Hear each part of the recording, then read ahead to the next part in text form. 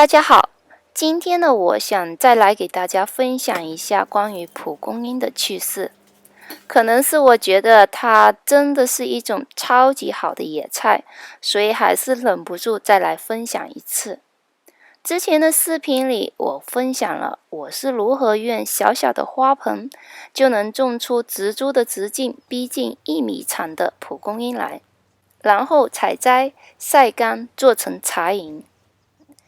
今天呢，我主要分享它采摘的多种方式，以及用不同的采摘方式产生的不同效果。大家肯定会说，挖野菜怎么还有操作方式？下面我就来给大家展示一下。第一种方式就是掰大叶式的采摘。采摘后，它的植株还是会在短时间内再次长回茂盛的样貌。另一种采摘方式就是像我这样贴地一刀剪，它也能在短时间内再长回茂盛的样子的。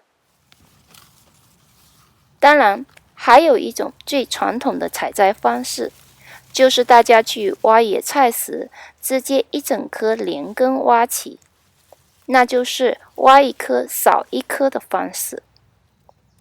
那么大家要是也像我一样是自己种在园子里的，那就可以用像我前面介绍的2种采摘方式。好玩的是，这2种采摘方式是会直接影响它根部的变化的。其中一种是会有特别的惊喜的。这些都是种了好久的蒲公英。第一茬我是掰大叶式的采摘，第2茬我就用剪刀齐头一刀剪的。现在是爆棚的景象。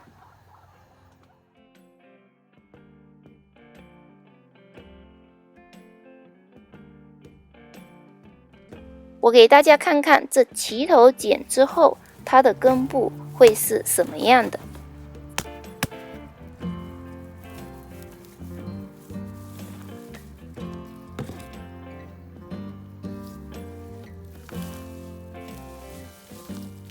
根须占满了整个花盆。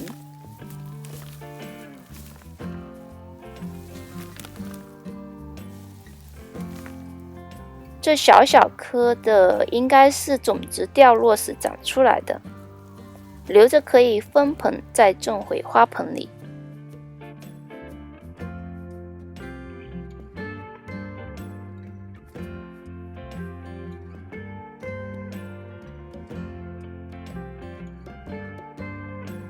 剩下的这个，我先把土洗掉一些给大家看看。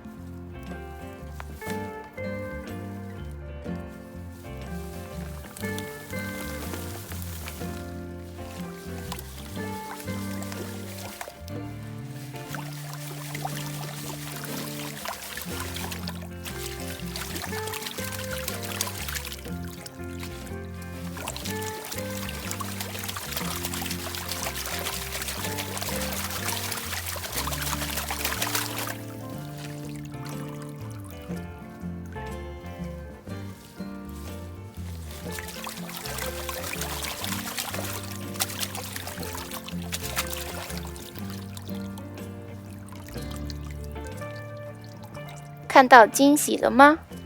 大家猜猜这个大头上又长出了多少个小头来？我一会儿给大家看答案。接着说一只掰叶吃的植株的根部，这是我在一个大花盆中种的，特别大颗。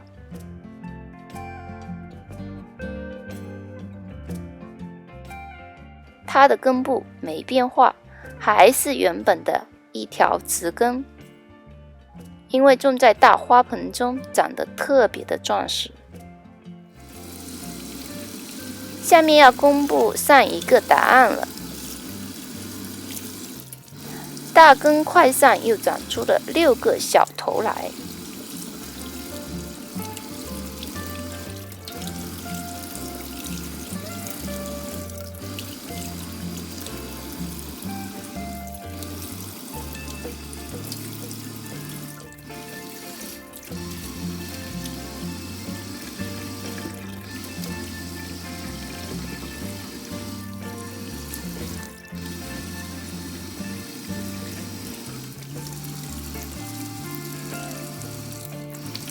我一颗要分2次使用，因为它一株的量实在有点多。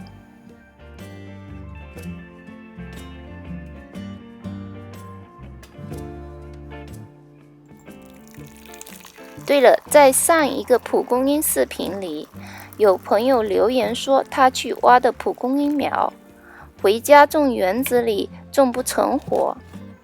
其实它真的很皮实的，看我之前盆里挑出来的小苗，一直没时间种到花盆里，被我扔水里养了好几天。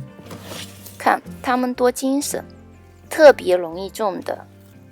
好了，今天的分享就到这儿，感谢大家的观看，谢谢。